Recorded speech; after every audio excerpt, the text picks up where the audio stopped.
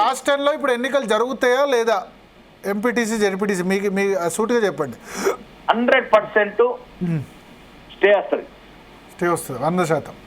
ఎందుకంటే అది న్యాయస్థానం భారత రాజ్యాంగం ప్రకారం తప్ప కాంగ్రెస్ అనుకున్నట్టు పాకిస్తాన్ రాజ్యాంగం ప్రకారం నడదు. ఇది భారత రాజ్యాంగం ప్రకారం ఉంటుంది దేశం.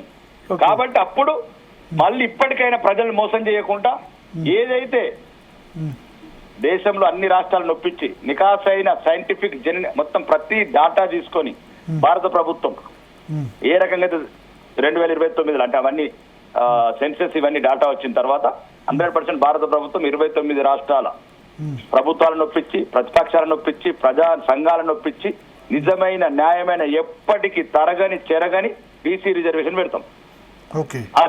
అది నిలుస్తుంది, ఎప్పటికి ఉంటది.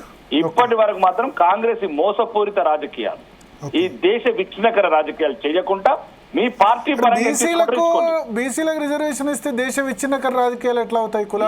ఏమంటారంటే ఇప్పుడు సైంటిఫిక్ చేయకపోతే కష్టం అవుతాయి. ఇప్పుడు మా దగ్గరే ఉన్నది, ఆడ బీసీలే లేరు, బీసీ రిజర్వేషన్ ఇచ్చారు. ఆ విలేజ్ అంతా నా దగ్గర కూర్చున్నారు. ఎక్కడ తండానా ఏదన్నా? తాండాలోనే చాలా చోట్ల అవగతవగలు. దీనివల్ల నేను మళ్ళీ ప్రజల మధ్యన ఒక అంతర్గత ఒక గొడవలు అవుతాయి. ఇప్పుడు ఒక ఊర్లో ఒకటే వాడ ఉన్నది, ఇప్పుడు ఒకటే వాడు ఉంటే దానికి వచ్చింది, 12 వాడలకు రాలేదు.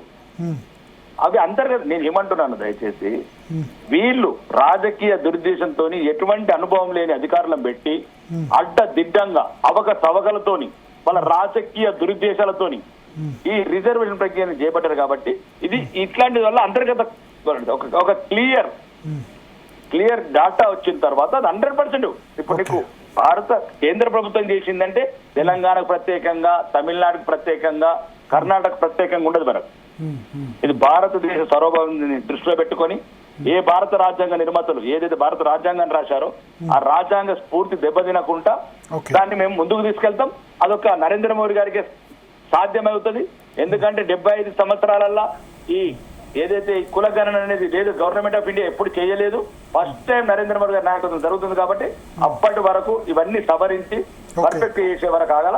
అప్పటి వరకు ఏ హైకోర్టులో అయినా ఏ కోర్టులో అయినా భారత ఇండియన్ కాన్స్టిట్యూషన్ ప్రకారం ఏదైతే ఉందో దాని ప్రకారమే వాళ్ళు ఆర్డర్ ఇస్తారు, దాని ప్రకారమే తీర్పులు ఇస్తారు.